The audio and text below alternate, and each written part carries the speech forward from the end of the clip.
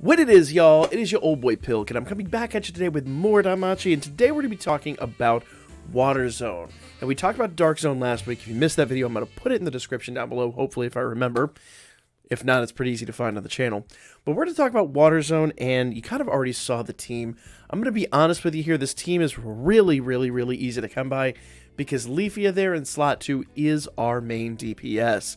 She is going to be the absolute best unit on the team, and pretty much everybody else is just around to support her. She kind of solos this event, more or less. Now, obviously, Tione and Tiona are going to do a bit of damage. The main thing you need to pay attention to here, if you're trying to build this team, you might be tempted to use Artie here for defensive purposes, but notice that there's nobody on the team that actually debuffs magic. Now, we have light debuffing, thunder debuffing, we got physical debuffing, but we don't have a magic debuff. We even have single target debuff in Leafia herself, but we do not have a magic debuff. So that's actually what Artie is going to do in this situation. And if you're not familiar assist-wise, basically from front to back on the assists, on Line, who's there for 33% SA gauge charge, and then we use the revolving amulet, and then in comes Artie. We also have Finn, who does 33% SA gauge charge. Now, while these don't normally stack, when you got an assist and an adventure, they work differently. So the adventurers will get 33% SA gauge charge on the adventurer buff side, and 33% on the assist little icons. I'll show you that when we get into the game. Okay. Then Artie comes in. Like I said, she's going to debuff magic, and I have this Eyes that buffs thunder. Now, I wish I had a better buff on her. I've only got her +1. I'd love to maximum break her at some point in time, but unfortunately, because my thunder team really ain't so great, I've got other units I'm currently working on. Now, she would be +20 if she were maximum broken, but because mine's only +1, she's only +15. So bear in mind, as good as my Leafia is going to do in this, Leafia's got a lot more damage she can output. Then, obviously, front to back, on turn 3, we get in Haruhime, and Haruhime is pretty much just going to be there to buff everybody the 100% on turn 6, along with a dual SA with Leafia.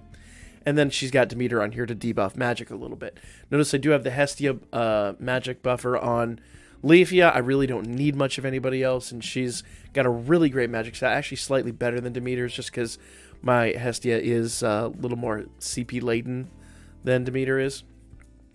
But I digress. Mine is just slightly better than my Demeter. So I've got Hestia on Leafia, so that Leafia can get a little bit of extra damage. Obviously, Tiona, really here just kind of to chip away at the damage, and we'll talk about what they do when we get into the fight. So let's go ahead and jump in here and do this real quick. This is not going to be a long fight. This is going to be an easy S-clear, as long as everybody survives, which, I won't lie, has been a bit of an issue in some of these recordings, but you know, that's RNG. If you literally build this team, you run it 2-3 times, you're going to get an S-clear out of it. I mean, I got an S-clear out of this team. You noticed that there at the beginning of the video. So let's see what we can do here. So 33% SA gauge charge. We're going to do our general buff stack, and the one thing to notice is that Tione's skill 1, we're never going to use that. We're going to go straight into skill 2 with her. Basically, Tione is a really good asset on this team because on turn 2, she immediately goes into her single target attack. And see, that's what I'm talking about. That is actually what I was just discussing. Every once in a while, the villain will just hammer in on one unit and say, you know, that unit right there, that unit's going down. Bam, bam, bam. Oh, they're still alive? Let's try it again. Basically until they die, like ignoring everybody. If that happens, just restart. It's really not a big deal. When I'm running low-level units like this and I'm running Haruhime on the back end for various reasons, sometimes you got to restart it 2 or 3 times.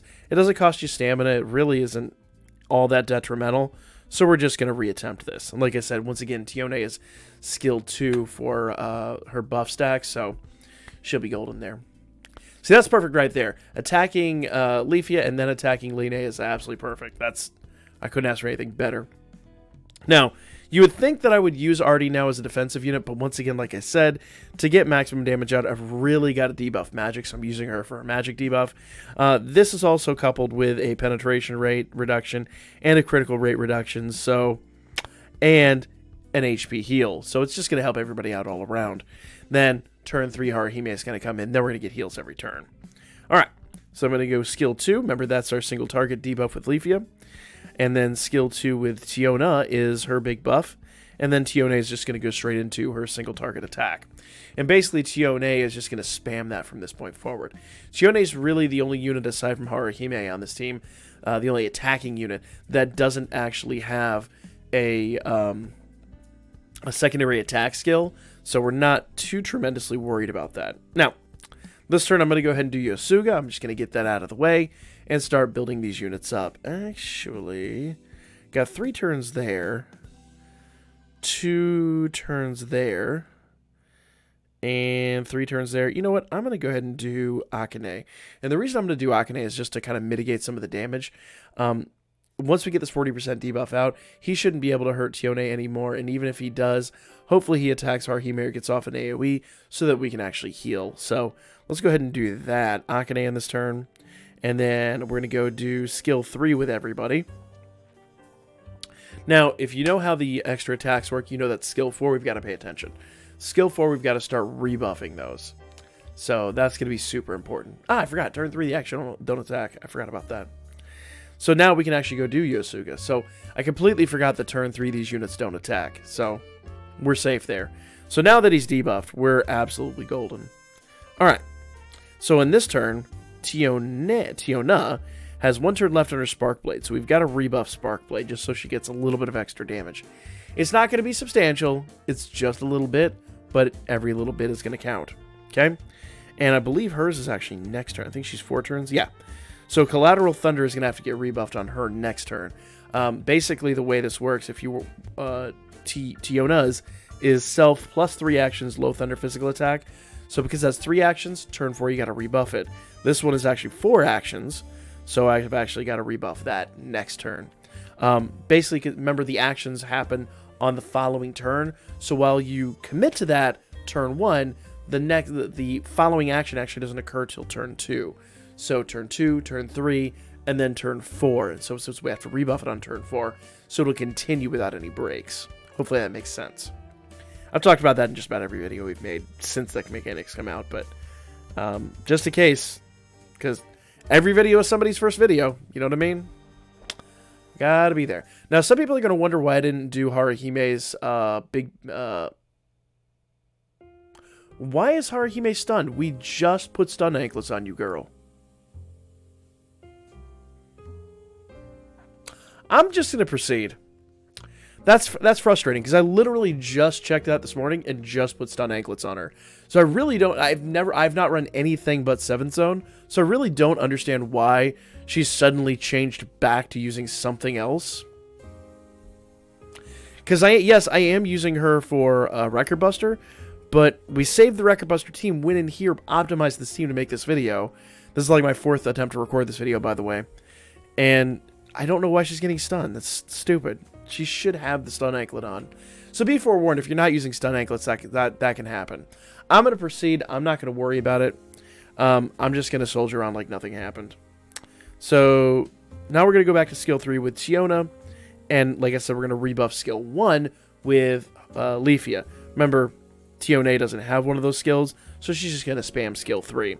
So we got skill 3, skill 1, skill 3, skill 3, Lego. Now, as I was saying, the reason we're going to do a double SA with Haruhime is simply so Leafia just does more damage. It's just that simple. I really need Haruhime to stop getting stunned. I really do. I'm frustrated to the end of the earth why she's doing that, but whatever. Nothing I can do about it. Our main healer has apparently decided she doesn't want to use her stun anklet. So just double check your teams beforehand, make sure they have stun anklets on. Apparently, Haruhime somehow in the middle of this magically, despite the fact we've actually set that up, has decided to swap it out while the game was in idle mode. But whatever, that's the thing. So we're going to do a double SA this turn with Haruhime and Leafia. And the main reason for that is just basically so Leafia can hit harder. It's that simple. The damage differential you get from doing an SA with Haruhime in turn 4 for Tiona and Tione versus doing the double SA here is kind of negligible. Like, Leafia will hit for like another, what, 500, 600,000 damage here or something like that. Whereas Tione and Tiona collectively won't put that out over the next 2 turns. So it just, you gotta at some point do the damage differential. Now, if it was 3 turns, it might be questionable. There's a way to build that, but I'm not worried about that. I'm not rushing Magic. So for me, this is plenty acceptable. Alright, what does Leafy got going on? No critical. Or was that critical? That was critical. I'm sorry, I was looking for the Beast Killer skill. So, she doesn't have the Beast Killer skill. If you had somebody that had a Beast Killer skill, that would have been a bigger hit. But for me, frankly, Leafia just ruins this. She's fine. And I have yet to find another unit that really can outdamage her. There are, I don't know if there actually is a Thunder Beast unit out there. Maybe somebody can share it in the comments section if there is. I don't recollect there being one. And if there is, I surely don't have a Max Limit broken. But some of the older units that might be Beast Killers probably are not even going to remotely do the damage Leafia does. Because Leafia is an absolute boss. So, we're going to go back to skill 3 with her. Haruhime skill 3. And Tiona, once again, on this turn has to buff her skill 1. Remember, if you go in here, Spark Blade, it'll tell you right there. 1 turn left. When you see that, you got to rebuff it. Bam. And another turn for Haruhime to go get stunned, apparently. Go, girl. You get stunned. Yep. Really getting tired of that. I don't know why that's the case. Anyway, we're going to finish him off here in just a moment. I want to say normally I would get an SA on this turn. I feel like Haruhime getting stunned has cost us not to. I don't know 100%, but we're just going to soldier on once again. A turn 9 finish is a very respectable finish. It's not going to be the best numbers in the world, but with some crafty team building, you could pull off a turn 8 finish. And notice that even with Haruhime getting stunned constantly, frustratingly, we're still going to be well within the range of an S clear. Just don't make that mistake. Double check all your units. Make sure your units have those stun anklets. This is just a frustrating situation for me because I don't have an opportunity to go back and remake this video and still get everything out. So I don't know why. This is not the first time I've had units just magically change items for some reason. But there we go. He dead. Turn 9. Would have preferred a turn 8 finish, but let's see what our score is. 19.4. So yeah, like I said, I got a 20 mil score last time with a turn 8 finish. Basically, if you want to calculate this out, default score, turn battle, that equals your total score, highest damage output. So basically, just get one really massive hit out, and you're going to produce some good numbers. So, and I believe the, kind of like with Royale, I believe the default score is actually just the score you get for that turn. I don't believe that your damage up to that point really makes that much of a difference.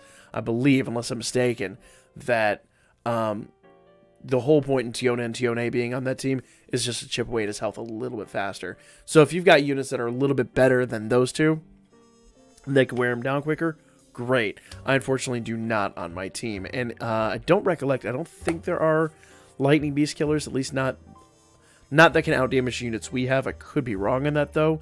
But for now, there's a team you could build. Really easy team using all new units. A lot of people that are new at the game probably have most of these units. If you don't have Leafia Max Limit broken, you can be fine. And S clear is turn 15. We did this easily at turn 9, and we definitely had a turn 8 in the order. We're just like that shy of it. So that's the video, guys. Like, comment, share. I'll be back at you guys with more Danmachi here really, really soon.